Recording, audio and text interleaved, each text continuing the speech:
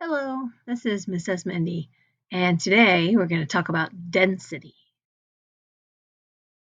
Density measures how tightly mass is packed.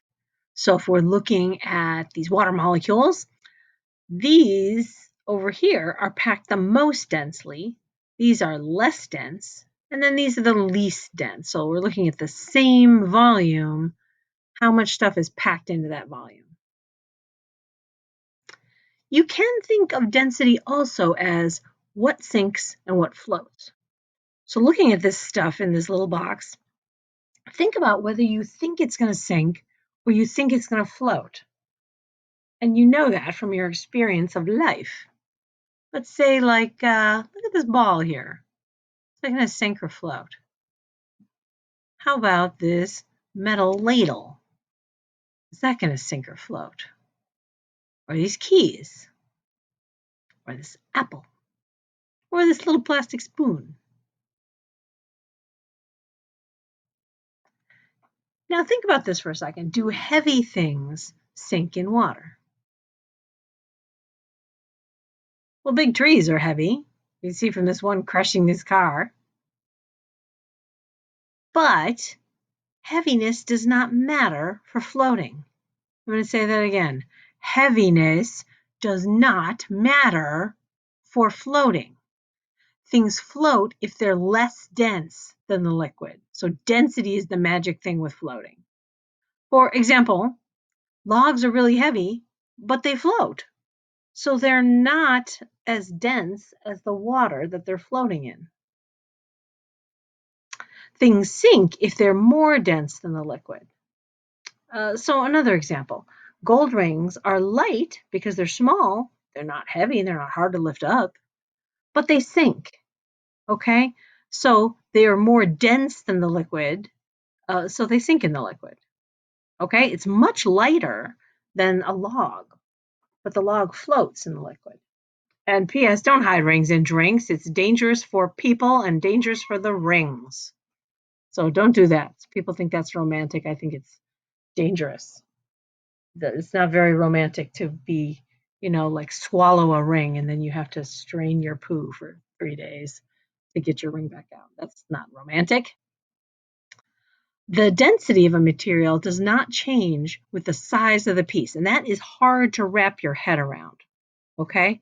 So, for example, giant icebergs float in water, and tiny ice cubes float in water.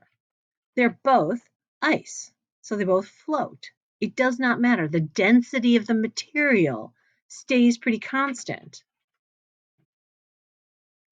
Now think about this. Are rocks heavy? Rocks heavy? Think about that for a second. Well, okay, large rocks are heavy. There's a big rock being about to be lifted up by a crane. But small rocks are light. So here's some little pieces of gravel. Each little one is light. When people sometimes say heavy when they mean dense, okay? So if you lift up something and you say, whoa, that's heavy, often if it's a small thing, you don't mean that it's heavy. You mean that it feels heavy for how big it is. So that's density. That's when something is dense, it's heavy for its size. Squishing can increase density. So if there's like in this bread, there are lots of little air holes in the bread, and it was this big and it's pretty light. But here, a crazy person on the internet squished this bread into, it was a big loaf of bread, and they squished it into this thing about the size of a baseball, or at least a softball. So now it's more dense. It's got more mass for its volume because it's got the same mass, but decreasing the volume, and squishing is the non-sciencey word for saying like decreasing the volume or compressing. Okay, here's something to think about. Which one of these things has more mass? A kilogram of feathers or a kilogram of bricks? Think for a second. What do you think? Neither. Okay, it's a trick question. They both have 1 kilogram of mass. Okay, they're both 1 kilogram. They have exactly the same amount of mass. It feels like the kilogram of feathers is going to be lighter because you know that kilograms are less dense. You maybe didn't think about them that way, but you knew that like they would take up more space. So a kilogram of feathers will have a bigger volume than a kilogram of bricks, but they'd still have the same mass.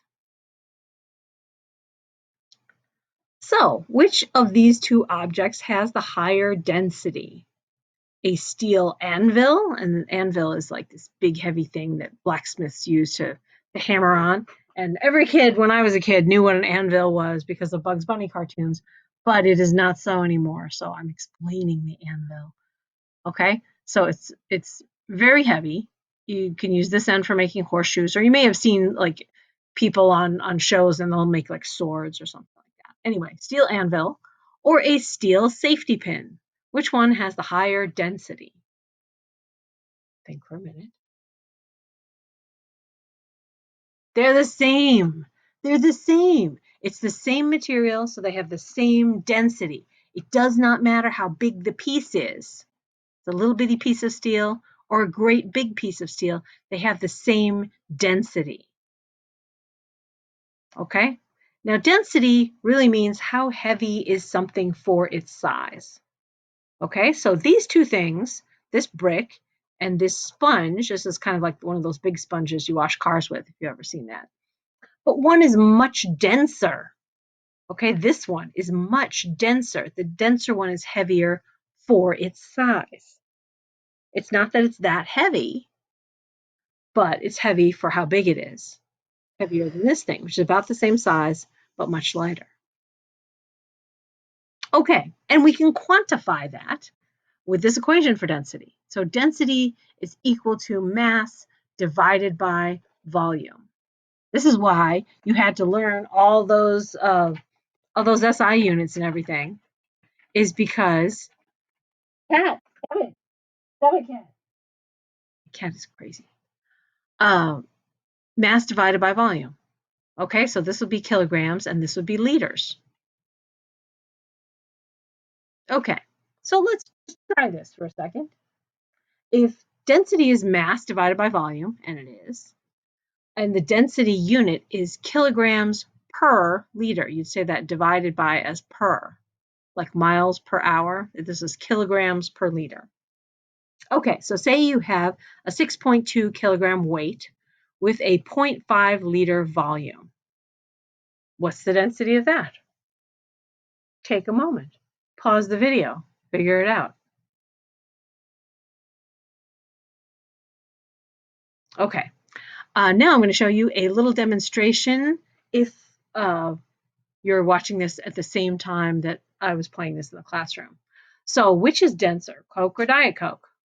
Dun, dun, dun. Same volume, 355 milliliters, 355 milliliters. And we'll see about that. Pause the video to watch this.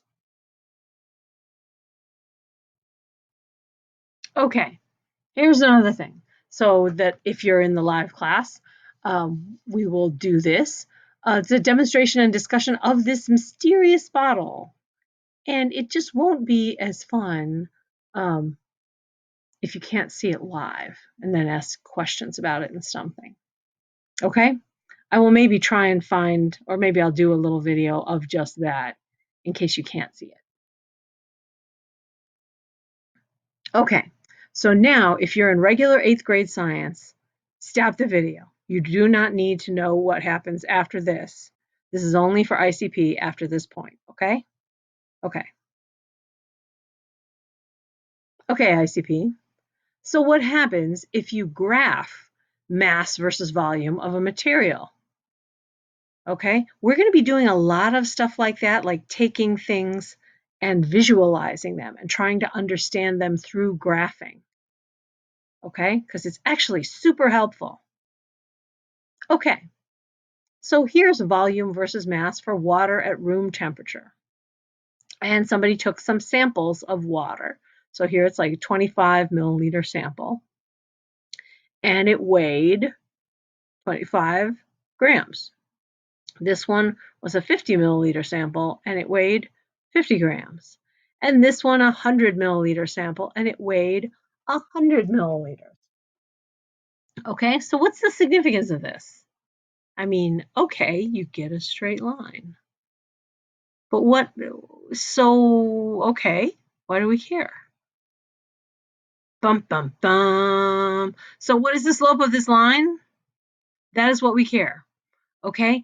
The slope of this line is density, okay? If the slope of a line is rise over run, right? Change in x over change in y. Okay, so density is mass divided by volume, okay? So this is mass, that's the rise, because it's over here, over run, volume. Okay, so you can read the density of this material off of here. And what is the slope of the line? What is the density of this material? Can you see it? Yeah, it's 1. All right.